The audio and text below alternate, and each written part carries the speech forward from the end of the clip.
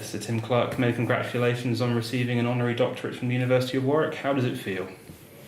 Well, I'm of course very honoured because Warwick is such a eminent university. It's one of the top Russell Group universities in the UK, so it has a wonderful reputation. It's got a great business school. So to have been given an honorary doctorate is I'm very pleased about, delighted.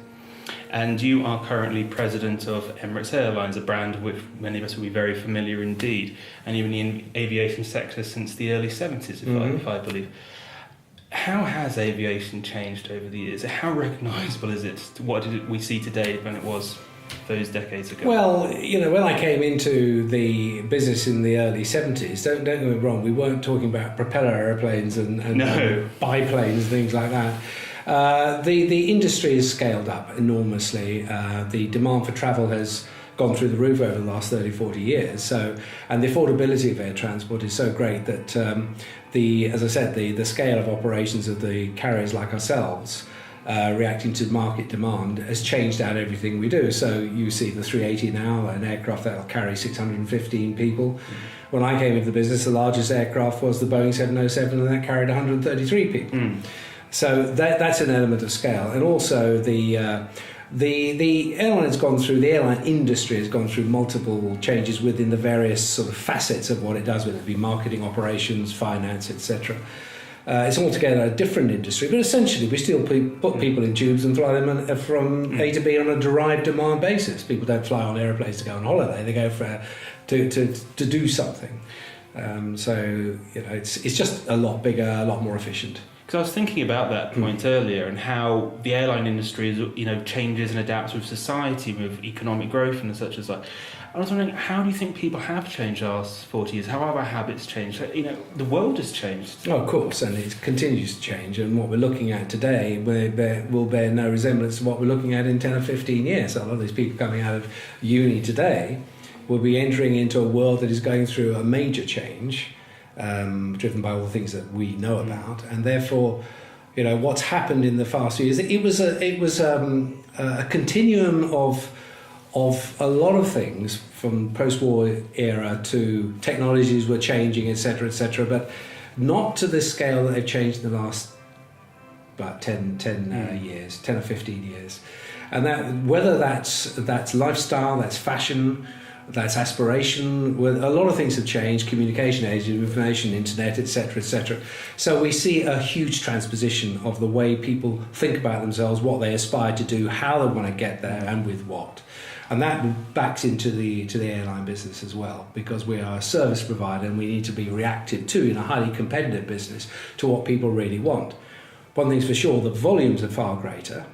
It used to be fairly elitist when I first came to the business and hugely expensive. Because it's now affordable, and because the ubiquitous nature of something like Emirates in terms of its global spread, the key is managing and getting your brand right, getting a hugely efficient operation which is underpinned by a fabulous product.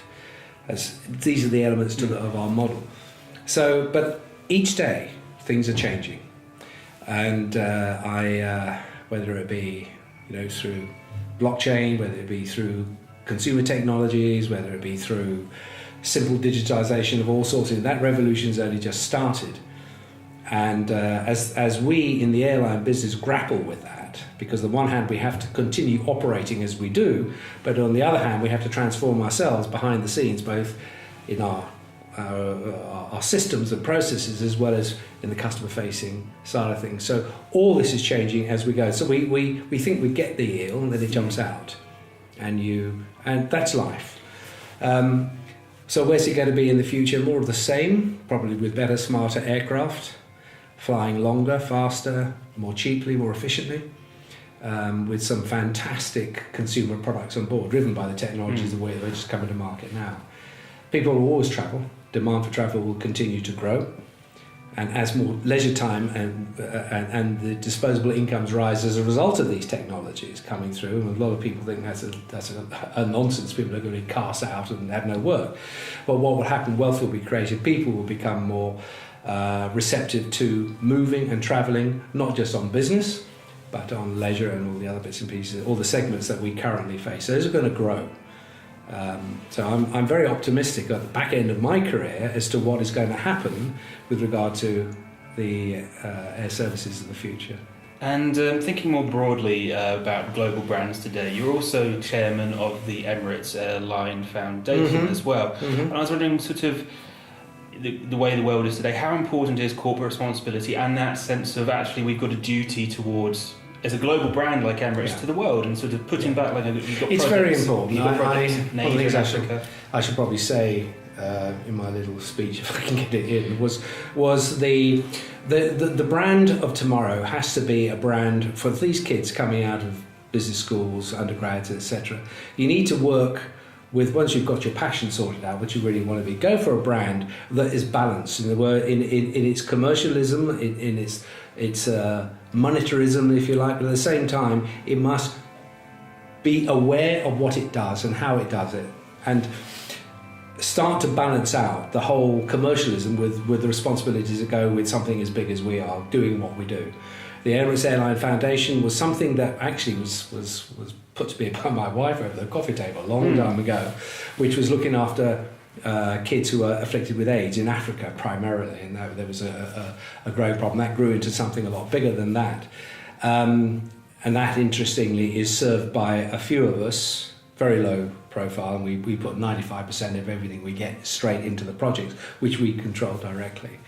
And there are other things of the same that we are actually doing, like the United for Wildlife that I got involved with the Duke of Cambridge's group, which was looking after trying to prevent the poaching operations that we all know about of rhino and elephant and a few other species that are facing extinction. We've got very heavily involved in that. We branded our aircraft with the wildlife that are facing extinction, and we've done a lot of other things working with him and his group, and I'm still on that. I work with William Hague as well as Prince William when he appears. So we're trying to shift it so that and this isn't done purely for commercial reasons, but the fact of the matter is the more you do of that, the more it enriches your brand and more it brings people in, because the world of information through the internet now connects people to everything that we do, and they can see that Emirates is essentially the ethos of Emirates is one of a customer serving business dealing with human beings. A lot of our friends elsewhere forget what they are carrying. They commoditize the individual, they commoditize the seats, the whole process to extract value through the shareholders. And so we don't actually do that. The idea is to try and make the product as affordable and enjoyable as you can within the confines of the cost and what people are prepared to pay, and also enrich that brand by doing basically good works. When we got involved in the United for Wildlife, it was a personal thing for me because I could see the slaughter going on. I was able to communicate, for instance, to all our African operations. I would do a voiceover on our aeroplanes, and I would start lecturing them about buying, rhino horn, buying all the bits of ivory, etc. Yes. Don't do this. And actually resonated. And a lot of people who listen, because we're carrying 1.5 million people a week, whether they like it or not, if they turn or put the headsets on, there's me talking to them about why they should be doing this. It's you where you get a chance and you can make a change, you can effect a change through the corporate power that you hold. You should do it for good. I've seen too much of corporate malfeasance, lack of governance, and self-serving. Bottom line, bonuses, shareholder value, dividends, etc., which lose the plot. So what Emirates tries to do is balance all of that. I've still got to make money.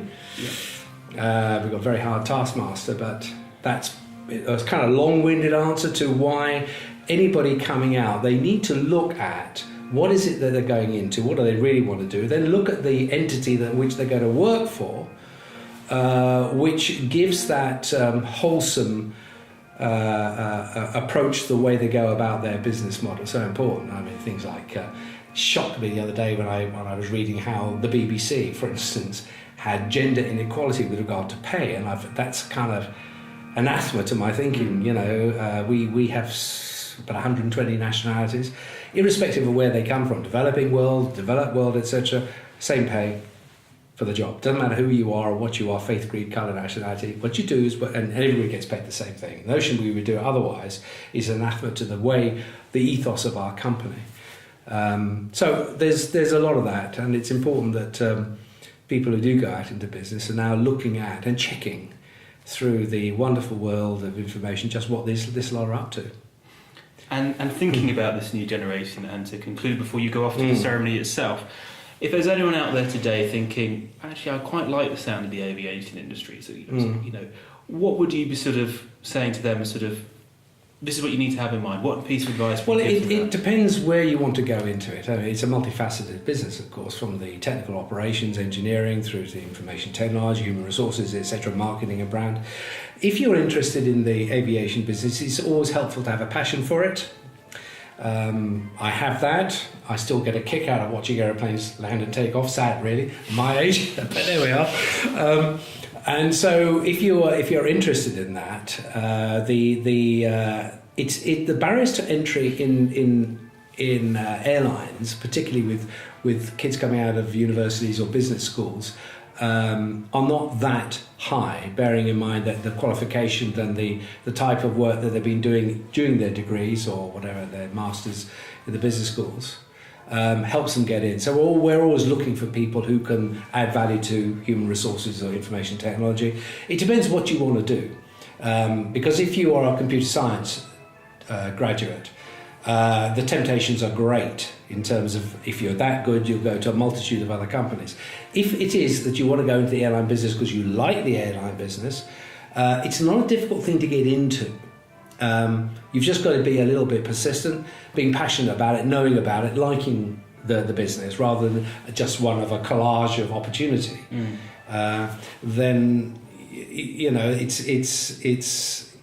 a good thing. And traditionally, when I certainly entered the business as a graduate, I was one of the very few graduates in the aviation industry, full stop. There were a handful of them.